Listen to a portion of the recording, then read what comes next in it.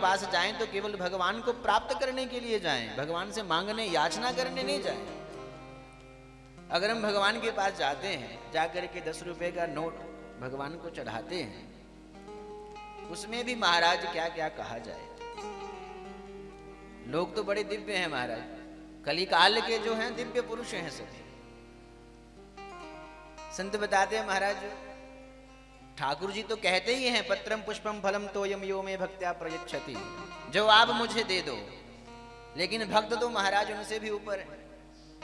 संत कहते हैं जो कहीं पर नोट न चले, फटा कटा जैसा भी हो, जाकर धीरे से दान पात्र में डाल देते हैं कि प्रभु आप तो ये चला ही लोगे। जो फल फ्रिज में रखा रखा सड़ गया, घर में कोई खा नहीं रहा, तो धीरे से मंदिर में जाकर छोड़ दिया।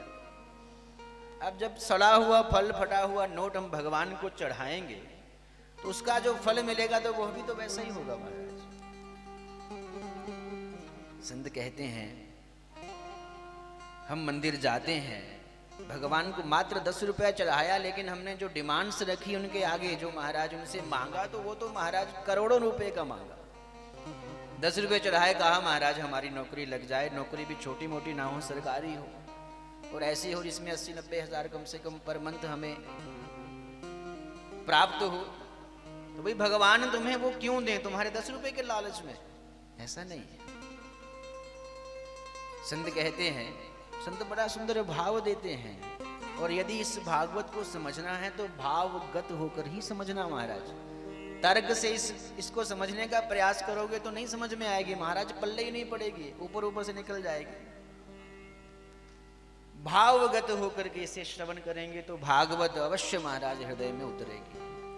और तर्क वितर्क करते रहेंगे, भगवान ने ऐसा क्यों किया, ऐसा क्यों हुआ, वैसा क्यों हुआ, ये बल्ब ऐसा क्यों चल रहा है, पंखा ऊपर क्यों लटका है, नीचे क्यों नहीं है, ये तर्क करते रहेंगे तो फिर फंस गए चक्कर में महाराजा।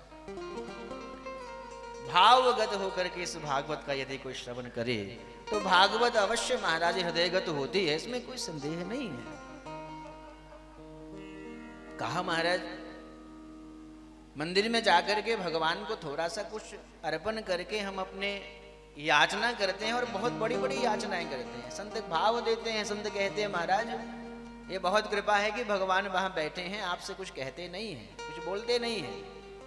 कहीं भगवान बोलते होते एक बात तो जरूर कहते, जब भी आते हो भैया हमेशा मांगने ही आते हो, कभी मिलने भी तो आया करो। हम मिलने जाते ही नहीं भगवान से, जब जाते हैं तो महाराज एक पूरा एक लिस्ट बनाकर ये मांगेंगे, ये मांगेंगे, ये मांगेंगे, बेटा भी चाहिए, आज्ञाकारी भी चाहिए। संस्कार स्वयं बेटे को नहीं देने हैं तो भगवान से कहना है कि ये आज्ञाकारी हो जाए, कैसे होगा? बहुत जगह जाते हैं तो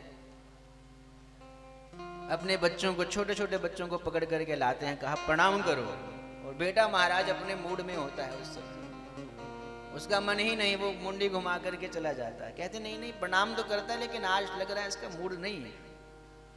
जो तुम्हारी आज बात नहीं मान रहा तो महाराज जब बुढ़े हो जाओगे तो क्या बात मानेंगे? संस्कार हम नहीं दे पाते। हमारे 16 संस्कार हैं महाराज, उसमें भी महाराज बचे कितने हैं?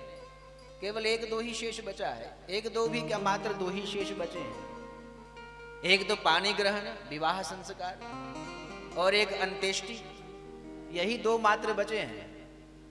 संत कहते हैं जो पानी ग्रहण है, जो विवाह संस्कार है, पानी ग्रहण संस्कार है, तो महाराज उसमें भी देखिए क्या कलिकाल का प्रभाव हो गया। देखिए विवाह में सबसे महत्वपूर्ण क्या है, सबसे इंपॉर्टेंट क्या है? ब्राह्मण। क्योंकि ब्राह्मण देव ही तो विवाह करवा रहे हैं। यदि वो वेद मंत्र ना बोले, मंत्रों का उच्चारण ना करें तो विवाह कौन करवाएगा? लेकिन महाराज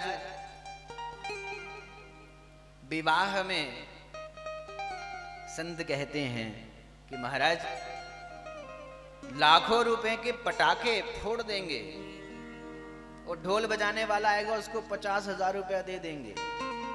पार्टियों में पता नहीं कितना कितना लौटा देंगे। डेंटिंग पेंटिंग में जाएंगे तो 20-20 हजार रुपए का वहीं पर लौटा देंगे।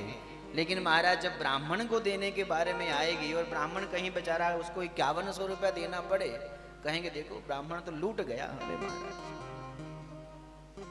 जबकि वो मुख्य है, तो ब्राह्मण को दक्षिणा देने में केवल परेशानी, बाकी विवाह में इतना यहां वहां का खर्चा हो गया, उसमें कोई ध्यान नहीं। और उसमें भी संत कहते हैं, कुछ लोग तो ऐसे महाराज 500 रुपए का नोट निकालते, महाराज ये लो थोड़ा सा और जल्दी करो। नाचने गाने में कितना समय व्यतीत हो गया, उसमें कोई ध्यान नहीं गया कि यहां जल्दी करनी चाहिए। लेकिन जो पूजा का समय है,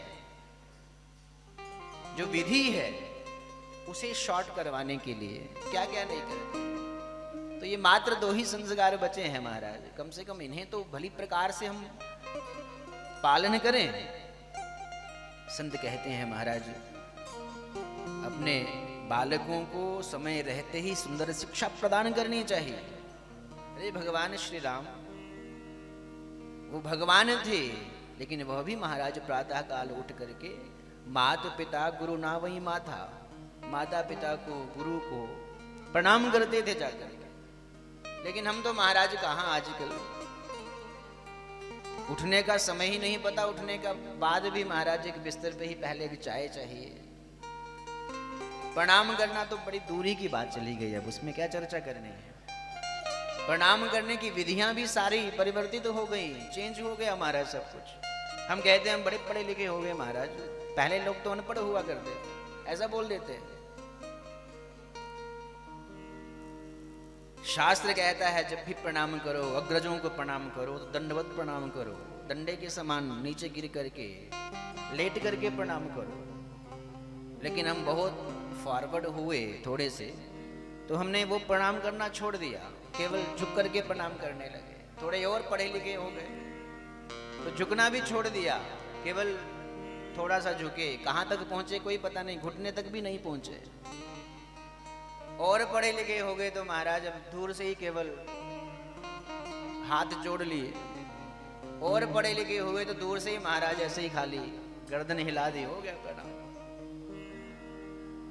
तो हम सब कुछ भूलते जा रहे हैं महाराज, पाश्चात्य संस्कृति को ऐसा अपना रहे हैं कि हम सत्य सनातन संस्कृति से दूर होते जा रहे हैं। जब तक माताएं महाराज उस संस्कृति का अनुसरण नहीं करेंगी, माताएं कहे सबसे पहला गुरु जो है वो माँ होती है महाराज। माताएं जैसी अपने पुत्र को शिक्षा देंगी, पुत्र महाराज आगे चल करके वही सब करेगा। माता यदि अपने पुत्र को यहाँ वहां की बातें सुनाएगी तो वो आगे चलकर भी हमारा यहाँ वहां की बातें करेगा।